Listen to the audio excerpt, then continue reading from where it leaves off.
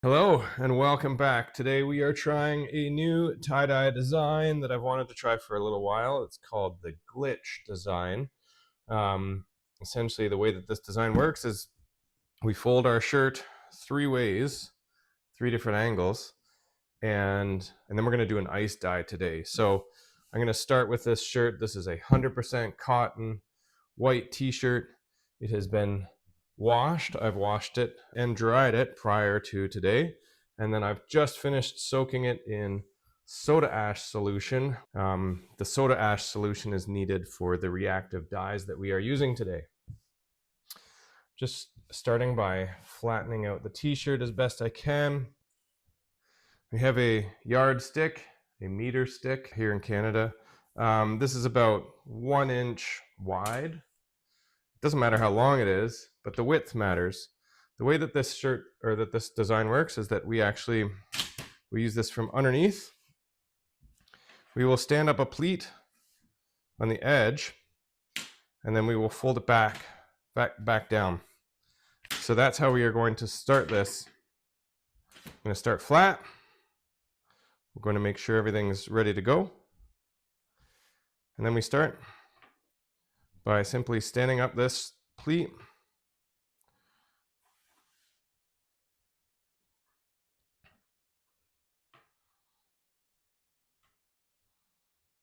and folding it down.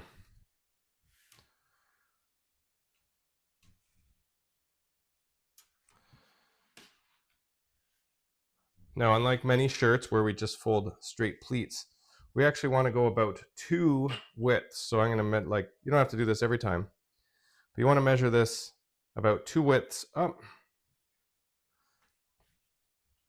And then when I stand up this pleat, we pull it down from the top, level this off, and then this gets folded to meet the top of the first pleat.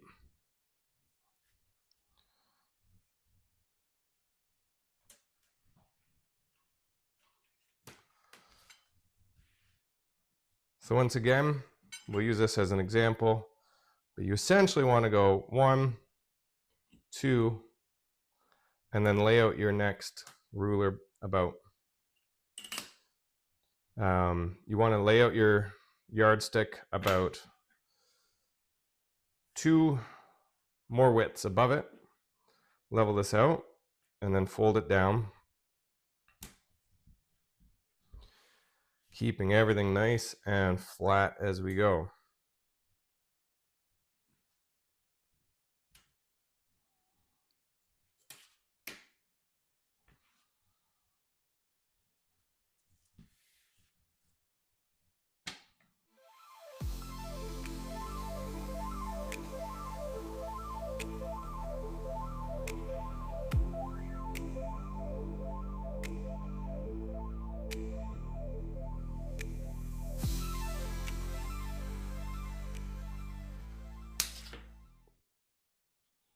Okay, we have finished the horizontal folding. Now what we're going to do is turn this whole shirt 90 degrees, and we're going to do our vertical folding. So it's going to go on an angle, but make sure the most important part is that you keep these pleats nice and flat the entire time. This shirt will look best if we don't get any bunching and we get nice clean lines.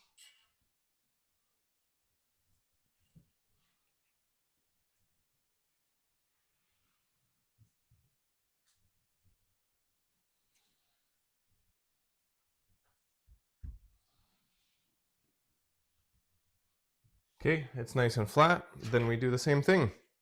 Starting at the bottom here now, which is actually the side, we're going to go up midway on the sleeve here. Then we're going to use that to fold down.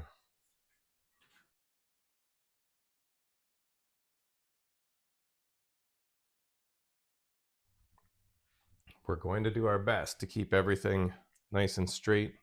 Again, I'm going to go up just to show you this pleat ended about there. So I'm going to go up about 1, 2 rulers widths. And this is where I'm going to start to pull down from the top as we stand up. I went 1 ruler's width. Instead of pulling up from the bottom on the ruler, I could pinch and pull down from the top, which might actually work better because it pulls the shirt along as we go. Same type of thing. Want to make sure that this is nice and straight.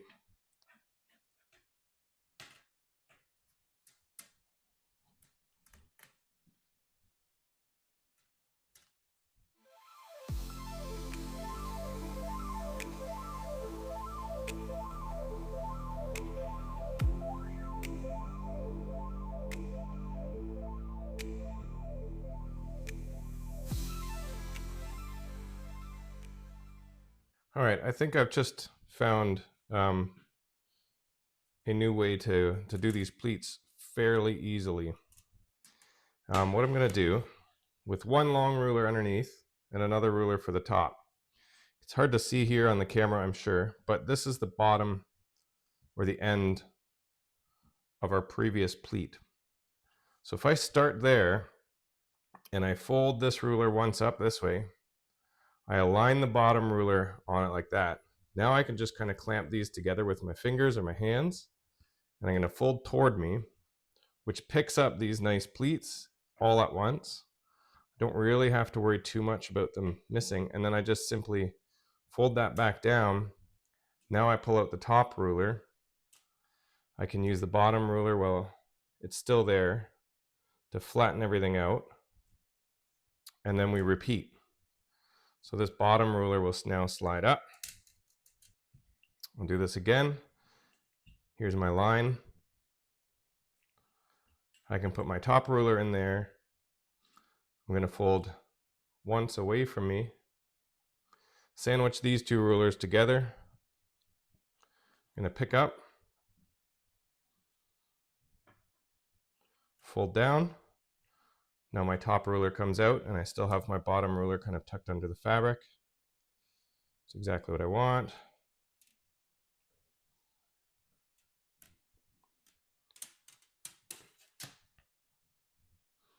Which leaves us with only 1 more, which I'll do with my small ruler anyway. So it's going to be a pleat around there. Stand that up and bring it down to touch. Okay, we've now done our horizontal and our vertical pleats. The last step here is that we want to do diagonal pleats. So this time I'm going basically from this corner. I'll show you with a line here. I'm trying to hit all of these corners here, and we're going to go diagonally up. So we can try the same thing. Now because we have so many layers, it's going to be a little bit harder, but we'll give it a shot. So in this last diagonal one, it gets a little bit tricky to do the offset pleats like this. So just standing up all of the pleats together like an accordion is one way that you can do this. So I'm just going to start the first one by pressing up like that. The second one will stand up right the next inch or so.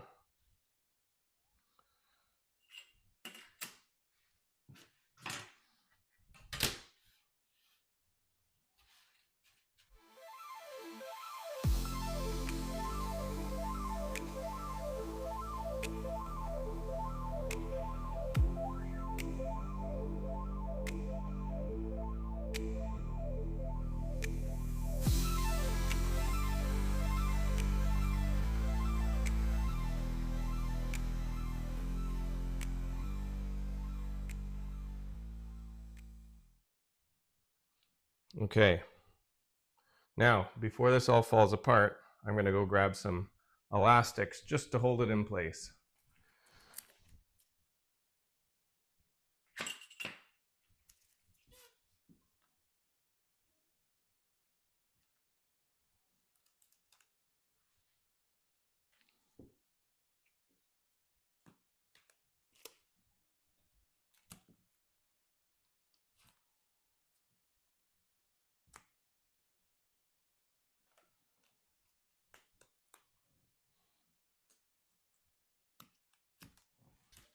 Okay,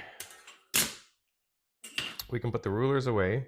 Now we are going to tie this up using sinew that I'm going to go grab.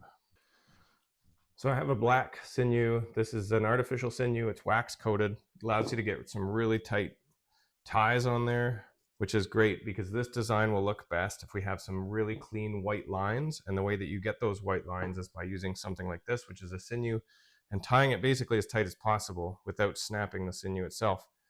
So I'm going to start on one end. I'm just doing a slip knot here.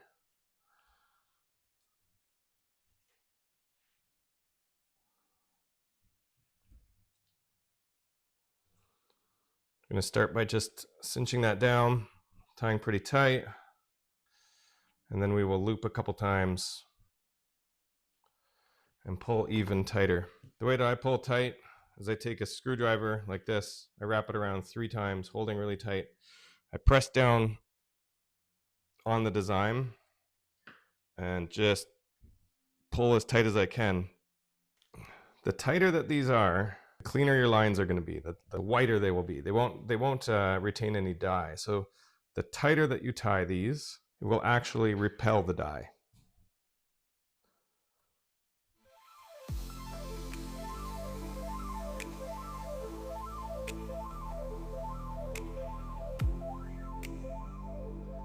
So I'm going to carry down here and I'm going to do ties that are about the same distance as our original folds.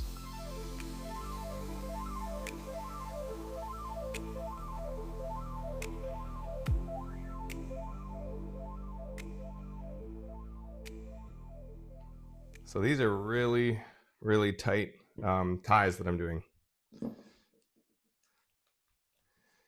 because I'm going to do an ice dye, but I want all of the colors to stop where these lines are.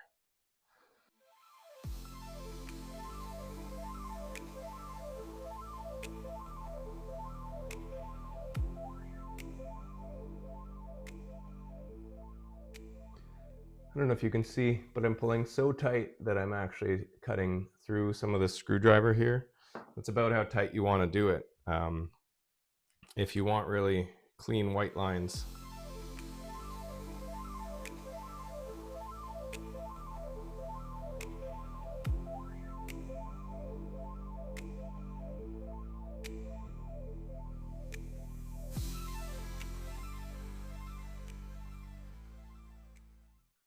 All right, and now as I come to the last tie here, I've worked my way down to the end, pushing all the elastics as I went.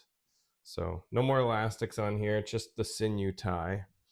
And I'm getting down to the last tie. So just to show you what I've done the entire time, is I come off this is the really tight loop. I come on like a 45-degree angle till I hit the bottom of where I want the next loop to be. And then I'm going to tie twice around here, making sure that the tie is matched up with itself. I give it a little bit of a tug just to kind of like snug it up. And then I loop it back 2 more times around itself. And then this is where I really give her. Put my hand on here, press down tight, and you can feel it tightening up. I do another loop. And I'm going down on that pretty hard. So that's that. I'm going to need a new system after this because I've really ruined my screwdriver here.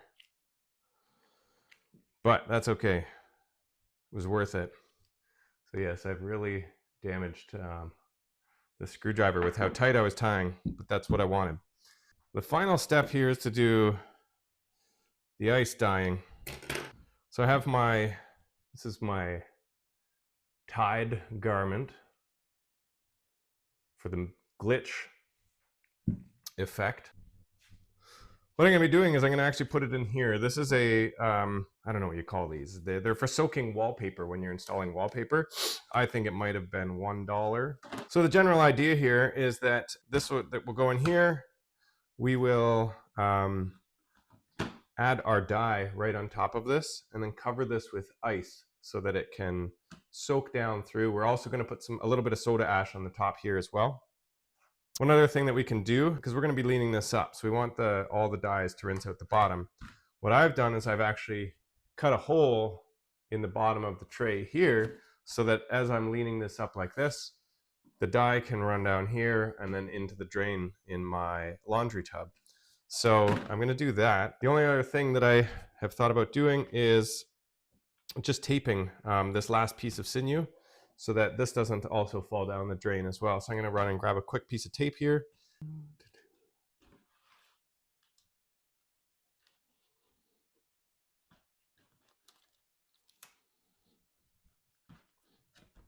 Okay, so that's taped. So this isn't going to go down the drain with my dye. It's also not going to sit in the dye. It will coat the bottom part, but that's kind of a cool effect that we're going for.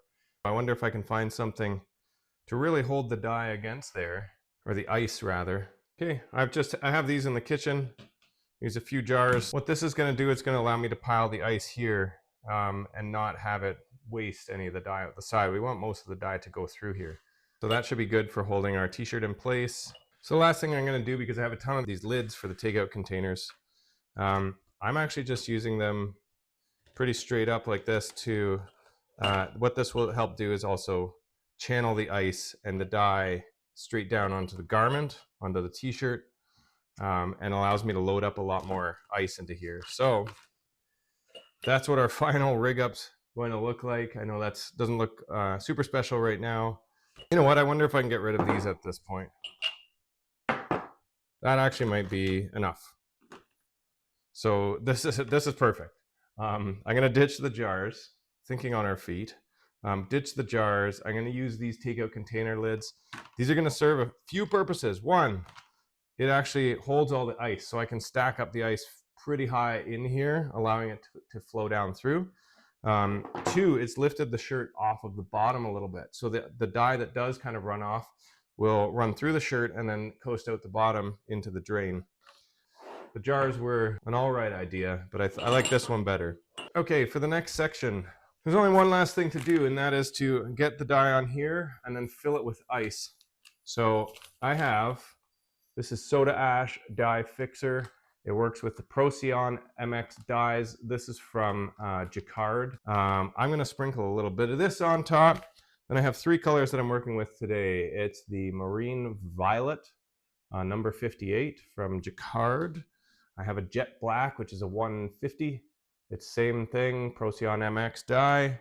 And finally a bright green. So some high contrast colors. We're going to get some bright green, we're going to get some purple or violet, and then some black. This is going to give us like a wicked theme. So it should look pretty cool. I'm going to be wearing a mask for applying these dyes, just in case they go airborne. But just to show you what I am going to do with them, this is a washable marker. What I'm going to try to do with these dyes is actually apply them in stripes like this, which again is going to give us another dimension to this shirt. So I will sprinkle these on, then I will do the soda ash, and then finally the ice on top. I'm going to do that all with a mask in case you can't hear me. One last step here is I'm just going to spritz this with a little bit of water. That's going to help our dyes stay on the shirt and not just drip through.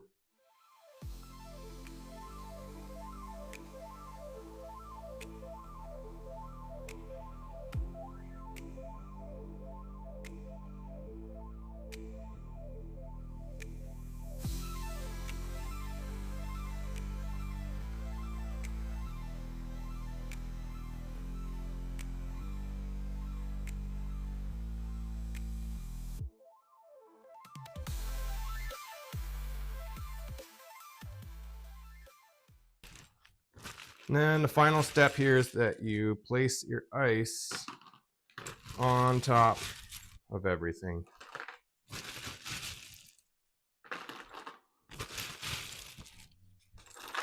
As this ice melts, it will take the soda ash through the dye, through the shirt, down the drain, and hopefully we'll end up with a nice design afterward.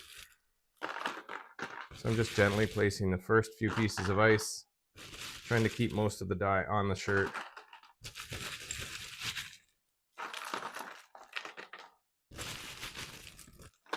And then I can dump the rest of the ice on top.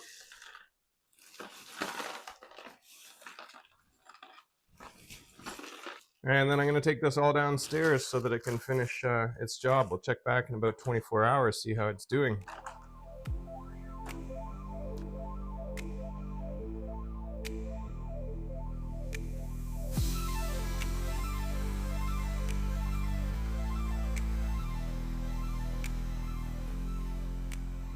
All right, here's the reveal. So I'm really pleased with this shirt. At the end of the day, a lot of really cool things going on here, using only 3 colors. So once again, I use the bright green, the jet black, and the marine violet from Jacquard. And you can see in here some really cool lines. This is from the jet black, kind of went around the seams. All of the bright white lines, these are all from the sinew that we wrapped so tightly. The bright green really came through on the sleeve here, but you can see there's a little bit of blue. Over in here, there's some lilac and purple, magenta. A lot of these colors separated as a result of the ice dye. So using only 3 colors still managed to get quite a variety of colors. There's yellow and orange. Then the back side looks like this.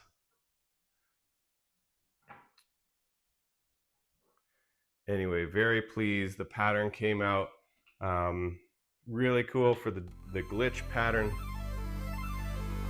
And yes, overall, quite pleased with this shirt.